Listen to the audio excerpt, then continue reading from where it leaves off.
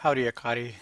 Okay, well, it took about 15 or 20 minutes to get that taken care of with my passwords. So I'm just going to do a quick little video on Werden. It sounds like you understand it in terms of talking about the future. But there are a couple other ways in which it's used. One is one is basically very related. The other is a little bit more esoteric. Oh boy, one is a little bit more. It's very common. We're not. I don't know if we'll get to it, but I want you to see it and understand it, just what it is, because you will see it. But I'm not going to expect you, at least not at this point in time, to really be able to use it and work with it. But I want you to understand it. So, alrighty, let me throw something together and we'll get to you. Take care. Bye. All right. So here's the forms of it. Just a quick review. The Ich form werde, the Du form wirst, er sie es form wird.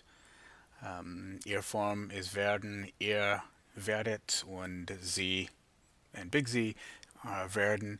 Again, it follows, right? It follows the pattern of a very common pattern in irregular verbs. The E to I in the do and as es forms. Okay, so there are three ways that werden is used in German.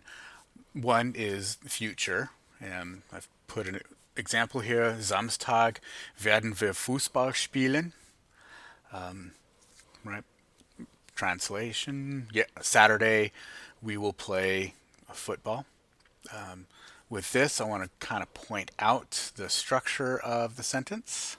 So the structure is, you know, Samstag, time element, werden, the helping verb, wir, subject, Fußball, object, spielen, the main verb.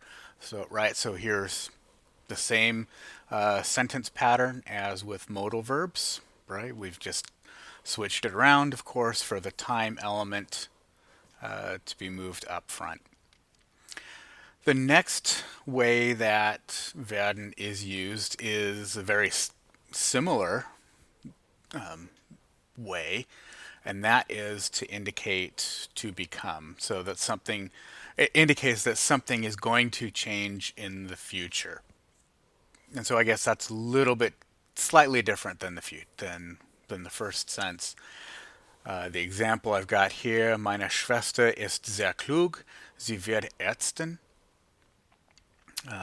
Translation: My sister is very clever. She will become a doctor.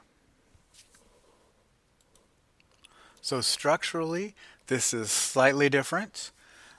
Sie is the subject. Wird is the verb here. It's the standalone verb. And Ärztin, this is what's called a predicate noun.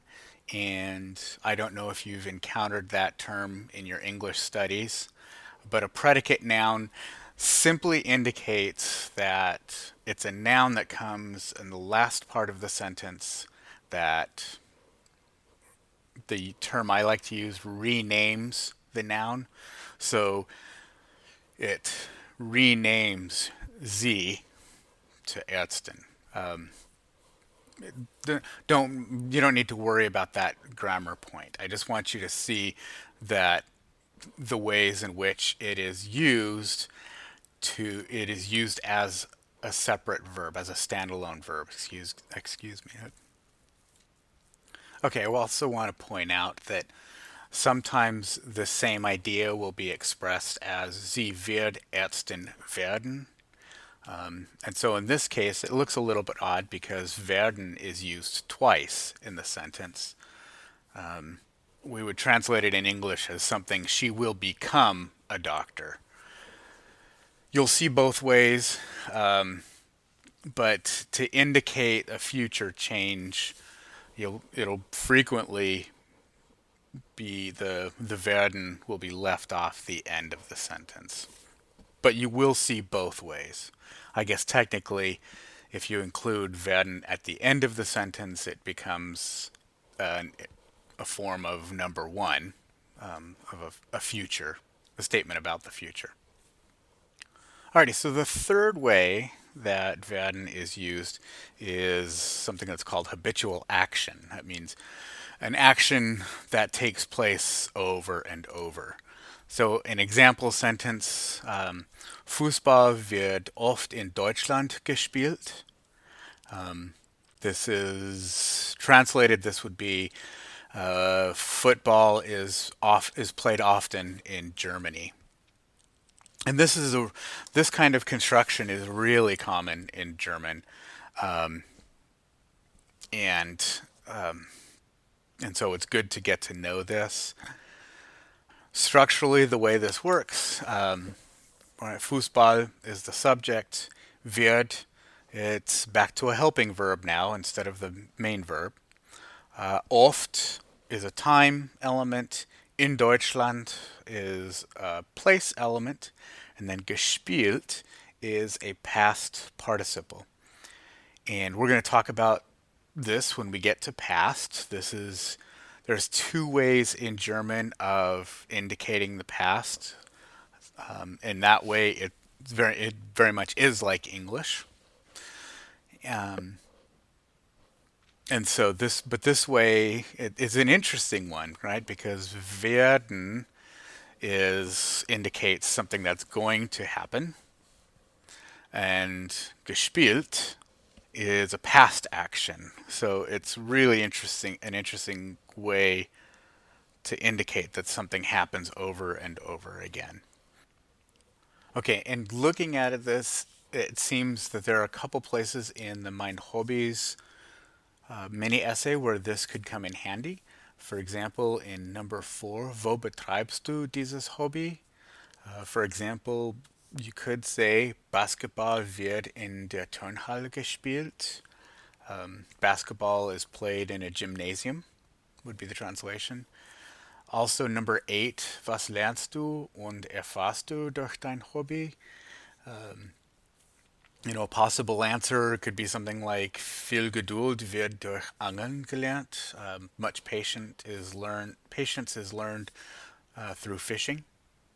Could be a possible example.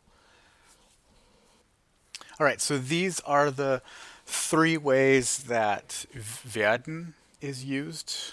Quick to recap again: to signify a future event, to signify a change that will happen in the future, or to help signify habitual action or action that takes place over and over again.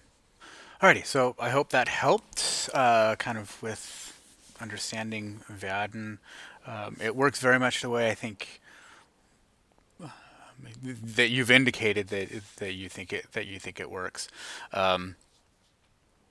I've also included on the Moodle page some exercises to do.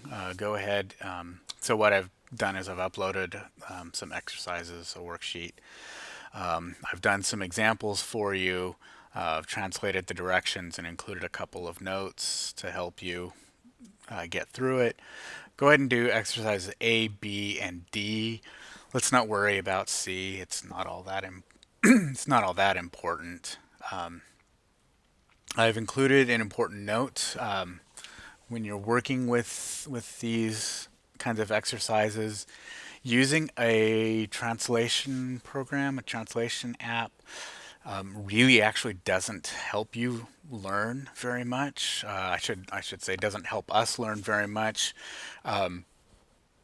because when we're using the application, we're not having to think through using the grammar and the vocabulary. The machine or the program is doing it for us, and so I really want to discourage you from doing that, simply because I want you to learn the language. I've had students in the past who've relied on language apps, and they did all right on exercises and assignments, but then when it came time to do an exam or something like that, they didn't do very well because they never really learned how to use the the vocabulary or really learned the grammar. So, alrighty, I will see you Thursday. I did end up getting my password changed, so and got that straightened out for now. Alrighty, we'll see you Thursday. Take care. Have a good one. Bye bye.